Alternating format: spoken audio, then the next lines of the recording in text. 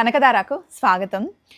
ఇప్పుడు ఈ వీడియో మొత్తం మనం కనకదార పారాయణం గురించి చెప్పుకోబోతున్నాం అన్నమాట. ప్రతి సంవత్సరం కనకదార పారాయణం నేను చేస్తూ ఉంటానండి. ఇది 7వ సంవత్సరం అన్నమాట. గత 6 సంవత్సరాలుగా నేను కనకదార పారాయణం చేస్తున్నాను. ఒకే విధంగా చేస్తున్నాను. నా లైఫ్‌లో మిరాకిల్స్ అయితే అసలు చెప్పుకోదగ్గవి. ఎందుకంటే నా గురించి మీకు తెలుసు. మీరే నన్ను చూస్తూ ఉన్నారు. సో చాలామంది బిఫోర్ లాస్ట్ ఇయర్ కూడా కనకదార పారాయణంలో నాతో జాయిన్ అయ్యారు. చాలామందికి చాలా బాగా అనిపించిందని చాలా పాజిటివ్ రివ్యూస్ అయితే మనకు వస్తున్నాయి. కనకదార పారాయణం ఎలా చేయాలి, ఎందుకు చేసుకోవాలి, ఎప్పటి నుండి చేసుకోవాలి, ఎన్ని రోజులు చేసుకోవాలి అని కొంతమందికి డౌట్స్ ఉన్నాయి. కనకదార పారాయణం అంటే మామూలుగా మనం కనకదారాన్ని రోజు చదువుకుంటామండి. కనకదార పారాయణం చేసేటప్పుడు ఏంటి అంటే 3 సార్లు ఒకేసారి చదువుకోవాలి. యాక్చువల్గా కనకదార పారాయణం చేసేటప్పుడు పొద్దున 3 సార్లు చదువుకొని మళ్ళీ మధ్యాహ్నం ఒకసారి, సాయంత్రం ఇంకొకసారి చదువుకుంటే కనుక చాలా మంచి మిరాకిల్స్, మంచిగా మనకి ఫైనాన్షియల్గా చాలా మంచి ఇంప్రూవ్మెంట్ వస్తుందన్నమాట. ఏదైనా తెలిసి తెలియక మనం తప్పులు చేసినా, మన కర్మలో ఏదైనా మనకి తక్కువగా ఉన్నా సరే అమ్మవారు అవన్నిటిని తొలగించి చక్కగా కరుణించి మనకి ఫైనాన్షియల్గా ఇంప్రూవ్మెంట్ ఉంటుంది. అంతకుముందు నేను కెరియర్లో చాలా స్ట్రగుల్ అయ్యాను. దాన్ని కనకదార పారాయణం చేసిన తర్వాత అంతకుముందు స్వప్న వేరే, తర్వాత స్వప్న వేరే. సో ఇప్పుడు ఈ 21 డేస్ ఎలా చేస్తాను అంటే నేనైతే పసుపు గౌరమ్మని పెట్టుకుంటానండి. అంటే అమ్మవారిని నిలబెట్టుకుంటామన్నమాట.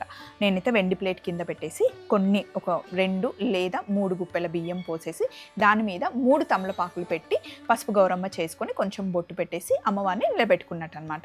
ఆ పసుపు గౌరమ్మని రోజు మార్చాల్సిన అవసరం లేదు, మార్చకూడదు కూడా. 21 డేస్ అలాగే ఉండాలి.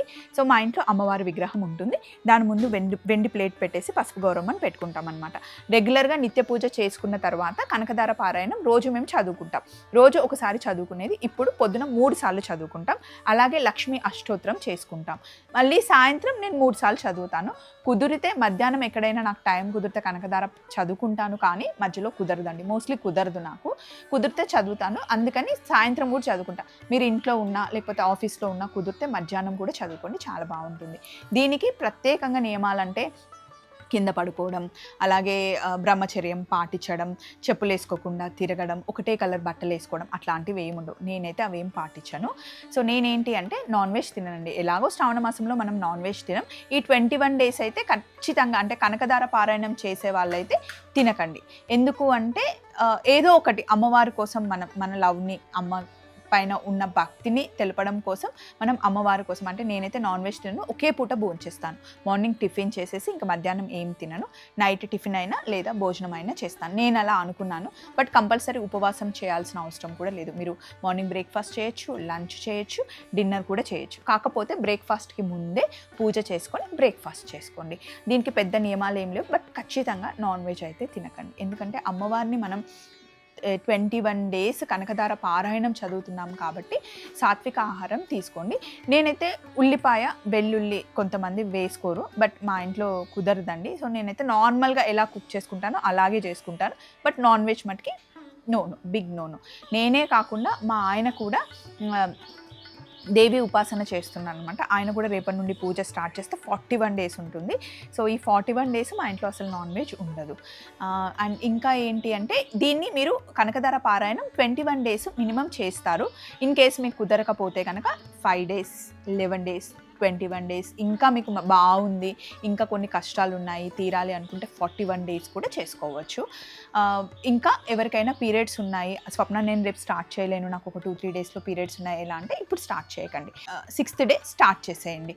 అలాగే పీరియడ్స్ చేస్తూ ఉంటే మధ్యలో వచ్చింది అనుకోండి, ఇప్పుడు ఈరోజు మీరు పొద్దునే కనకదార పారాయణం చదివేశారు, మధ్యాహ్నం పీరియడ్స్ వస్తే ఆ డే మీకు కౌంటబులే, ఆ డే కౌంట్ అవుతుంది. సో ఆ డే కౌంట్ చేసుకొని ఇంకా నెక్స్ట్ డే నుండి 5th డే అయ్యేంత వరకు, అంటే 4th డే, ఈరోజు మీకు పీరియడ్స్ వచ్చాయండి, చేసేసారు. సో ఈ రోజుని మీరు కౌంట్ చేసుకోకండి. 1, 2, 3, 4 అంటే 4 డేస్ అయిపోయిన తర్వాత 5th డే నుండి మీకు పనికి వస్తుంది. 5th డే రోజు మీరు యజ్ఞం కూడా చేయొచ్చు, గుడికి కూడా వెళ్ళొచ్చు, తప్పేం ఉండదు. సో 5th డే నుండి మళ్ళీ కౌంట్ చేసుకోండి. ఈ రోజుకి 3 డేస్ అయ్యాయి అనుకోండి, సో మధ్యలో వదిలేసి 5th డే నుండి 4th డే లాగా అట్లా కౌంట్ చేసుకోండి. స్టార్టింగ్లో ఈ 2-3 రోజుల్లో ఉంటే కనుక ఇప్పుడే స్టార్ట్ చేయకండి, పీరియడ్స్ అయిపోయాక స్టార్ట్ చేయండి. మధ్యలో వచ్చినా కూడా అయ్యో నాకు పీరియడ్స్ వచ్చాయి, నేను తప్పు చేశానేమో, తప్పుకి పీరియడ్స్కి ఏం సంబంధం ఉండదండి. సో ఖచ్చితంగా మధ్యలో 5 డేస్ అయితే పీరియడ్స్ వస్తే ఆపేయండి. ఇందులో మెయిన్ నియమం ఏంటి అంటే మనం పారాయణం చేస్తున్నాం, అమ్మవారిని రోజు మన ఇంటికి పిలిచి అమ్మవారికి మనం కనకధార చదువుతున్నాం. సో మీరు తెలిసి తెలియక పొరపాట్లు చేస్తే అది అమ్మకు తెలుస్తుందండి. కాకపోతే తెలిసి పక్క వాళ్ళని తిట్టడం కానీ, పక్క వాళ్ళ మీద నిందలు వేయడం కానీ, పక్క వాళ్ళ గురించి బ్యాడ్గా మాట్లాడడం వాటికి అస్సలు చేయకండి. మీకు వాళ్ళ గురించి నిజంగా తెలిస్తే ఏదైనా కరెక్ట్ ఉంటే మొహం మీద వాళ్ళ ముందు చెప్పండి తప్ప వాళ్ళ వెనకాల కావాలని పోక్ చేయడం అలాంటివి చేయకండి. మీరు ఏం పూజలు చేయకపోయినా పర్వాలేదు, అలాంటి థింగ్స్ మటుకి అస్సలు చేయకండి. 21 డేస్ అయిపోయిన తర్వాత పసుపు గౌరమ్మని ఏం చేయాలి స్వప్న అంటే, పసుపు గౌరమ్మని ఏదైనా చెట్లల్లో పెట్టి వాటర్ పోసేస్తామండి. తులసి మొక్క దగ్గర పెట్టకూడదంట, రెగ్యులర్ చెట్లు ఏవైనా ఉంటే కనుక అందులో పెట్టేసి వాటర్ పోసేసుకోండి. మీకు కావాలి అంటే పసుపు గౌరమ్మని ఫేస్కి కూడా అప్లై చేసుకొని వాటర్తో వాష్ చేసుకోవచ్చు. సో రోజు పువ్వులు తీస్తారు కదా, మాకైతే చెట్లు ఉన్నాయి కాబట్టి మేము చెట్లల్లో వేస్తాం. అమ్మవారికి చేసిన పువ్వులు ఉంటాయి కదండి, ఆ పువ్వులు మటుకి రోజు కవర్లో వేసేసి పారే నీళ్ళలో వేసేయండి 21 డేస్ తర్వాత. లేదా మధ్యలో కుదిరినప్పుడు మధ్యలో ఆ నీళ్ళ దగ్గర వేసేయండి. ఈ 21 డేస్ గౌరమ్మని కదర్చకూడదు. చాలామంది అడుగుతూ ఉంటారు, నేను అది వేస్తుంటే ఫంగస్ వచ్చింది, డ్రై అయిపోయింది. ఏం పర్వాలేదండి, రోజు కొంచెం వాటర్ చల్లుతూ ఉంటే డ్రై అవ్వదు, పగుళ్ళు రాకుండా ఉంటుంది. ఇన్ కేస్ కొంచెం మీకు అలా బూజు పట్టినట్టు అలా అయినా కూడా ఏం పర్వాలేదు, పువ్వులని కొంచెం ఇట్లా గాలి తగిలేలాగా చూస్తే కనుక సరిపోతుంది. అండ్ ఇంకో క్వశ్చన్ అందరూ అడిగేది ఏంటి అంటే, రోజు తలస్నానం చేయాలా? రోజు తలస్నానం చేయాల్సిన అవసరం ఏం లేదండి. ఫస్ట్ డే తలస్నానం చేయండి, మీకు కుదిరినప్పుడు వారంలో 2-3 సార్లు ఎలా తలస్నానం చేస్తారో అలా తలస్నానం చేసుకోండి. బ్రహ్మచర్యం పాటించాలా అంటే పాటించాల్సిన అవసరం లేదు, బట్ మీరు అలాంటి నియమాలు పెట్టుకుంటే కనుక పెట్టుకోండి. ఇన్ కేస్ రెగ్యులర్గా మీరు ఫ్రెష్గా మంచిగా తయారైతే సరిపోతుందండి, తలస్నానం చేయాల్సిన అవసరం లేదు. అందరూ అడిగే క్వశ్చన్ ఇదే. మా ఇంట్లో వాళ్ళు నాన్ వెజ్ తినాలనుకుంటున్నారు, పర్లేదా అంటే, వాళ్ళు తింటే తిననివ్వండి.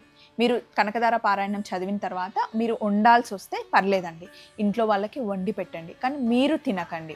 మీరు ఎవరైతే పారాయణం చదువుతున్నారో వాళ్ళు తినకండి, ఇంట్లో వాళ్ళు తిన్నా కూడా పర్వాలేదు. వండితే మరి ముట్టుకున్నాను కదా అంటే, మన ఫ్యామిలీ కోసం మనం చేస్తున్నామండి. ఇప్పుడు నేను షెఫ్, నేను కనకధార పారాయణం చేస్తాను, నేను షూట్కి వెళ్ళాలి, అక్కడ మటన్ వండాల్సి వస్తుంది, చికెన్ వండాల్సి వస్తుంది, వండుతాను, అది నా వృత్తి ధర్మం. కానీ అమ్మవారిని మనసులో ఉంచుకొని నేను చదువుకుంటాను, నేను మటుకి ముట్టుకొని నేను తినను. అంటే వండుతాను వాళ్ళ కోసం, బట్ నేను తినను అదనమాట. ఇంట్లో వాళ్ళు తిన్నా కూడా పర్వాలేదు, మీరు వాళ్ళకు వండి పెట్టేసి మీరు తినకుండా ఉండండి.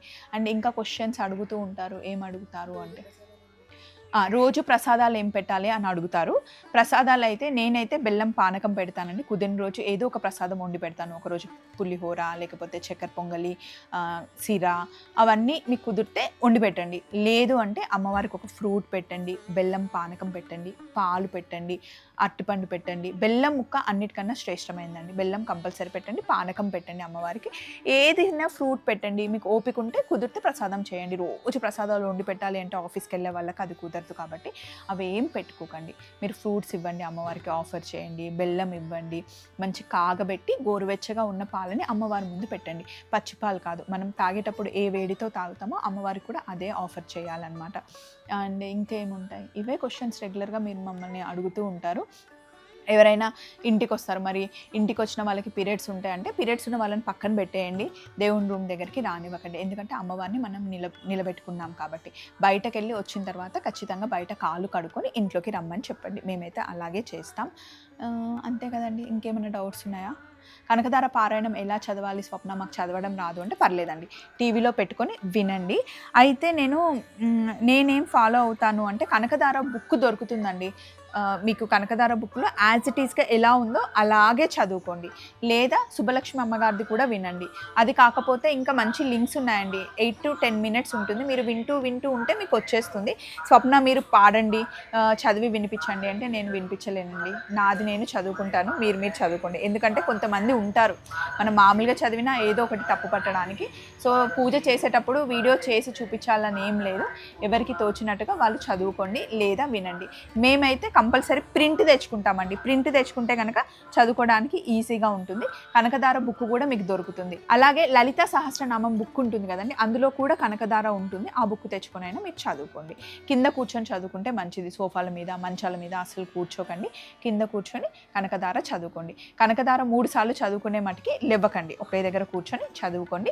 అయిపోయిన తర్వాత లేగండి. మధ్యలో ఫోన్లు చూడడము, మధ్యలో మెసేజ్ చూడడము, ఫోన్ పక్కన పెట్టుకొని కనకధార చదవకండి.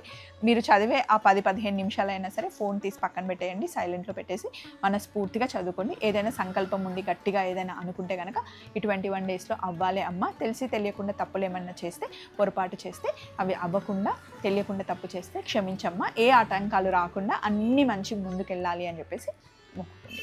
ఇంకా ఏమైనా డౌట్స్ ఉంటే ఈ వీడియో కింద అడగండి, నేను ఏమైనా మిస్ అయితే మళ్ళీ చెప్తాను. సరేనా? చలో మరి ఎల్లుండి నుండి స్టార్ట్ చేద్దాం. చూస్తూ ఉండండి కనకధార. ప్లీజ్ అండి సబ్స్క్రైబ్ చేయండి, సపోర్ట్ కూడా చేయండి. Thank you. Bye bye.